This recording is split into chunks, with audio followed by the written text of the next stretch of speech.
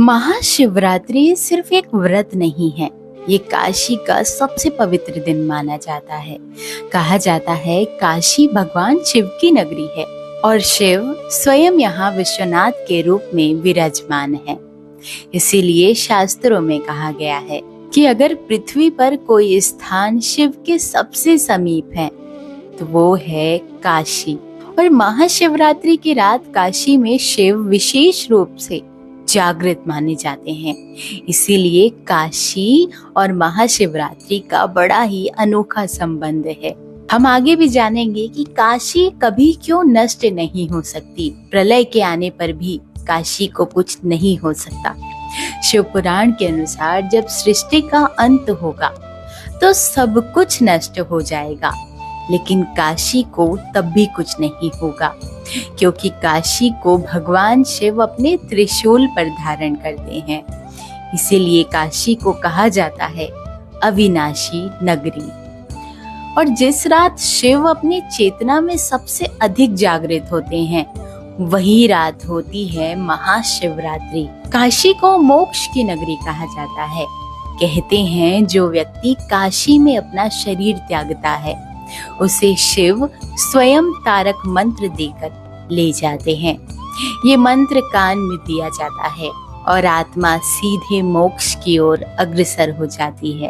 अब सोचिए, जिस नगरी में शिव स्वयं मुक्ति देते हैं, वहाँ स्वयं मुक्ति का मार्ग बताते हैं, वहाँ की महाशिवरात्रि कितनी पवित्र होगी।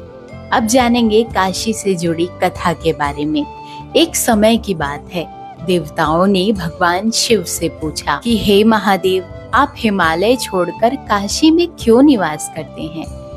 तो फिर शिव मुस्कुराए और बोले, हिमालय मेरा तप स्थल है, लेकिन काशी तो मेरा हृदय है। शिव ने कहा, जो मुझे पाना चाहता है उसे काशी तो आना ही होगा। इसीलिए काशी को कहा गया है आनंदवन। और महाशिवरात्रि की रात यह आनंदवन शिव शक्ति से भर उठता है, गूंज उठता है। अब जानते हैं महाशिवरात्रि की रात काशी में क्या विशेष होता है। महाशिवरात्रि की रात काशी में पूरी रात शिव आराधना होती है। गंगा घाटों पर दीप जलते हैं और हर गली में हर हर महादेव गूंजता है। माना जाता है कि शिव स्वयं नगर भ्रमण के लिए निकलते हैं। कहते हैं जो व्यक्ति इस रात काशी में शिव का नाम लेता है उसके सारे पाप नष्ट हो जाते हैं। अब मैं आपको एक कथा और बताती हूँ। एक वृद्ध व्यक्ति जीवन के अंतिम समय में काशी पहुंचा। उसके पास ना तो धन था और ना ही कोई अपना व्यक्ति। वह बस इतना कहता था कि मुझे शिव पर भरोसा है।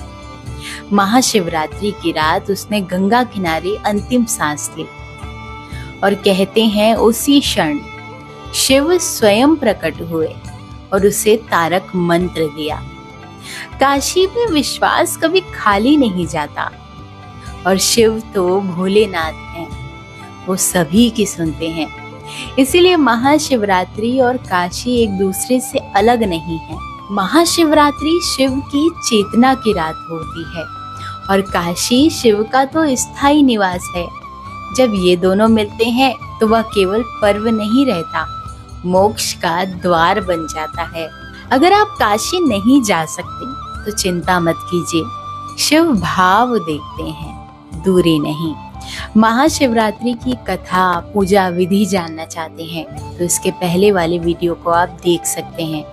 और मुझे कमेंट करके जरूर बताइएगा, क्या आपका कभी काशी, मोक्ष नगरी या बनारस जाना हुआ है? कमेंट में हर हर महादेव जरूर लिखिएगा। हर हर महादेव।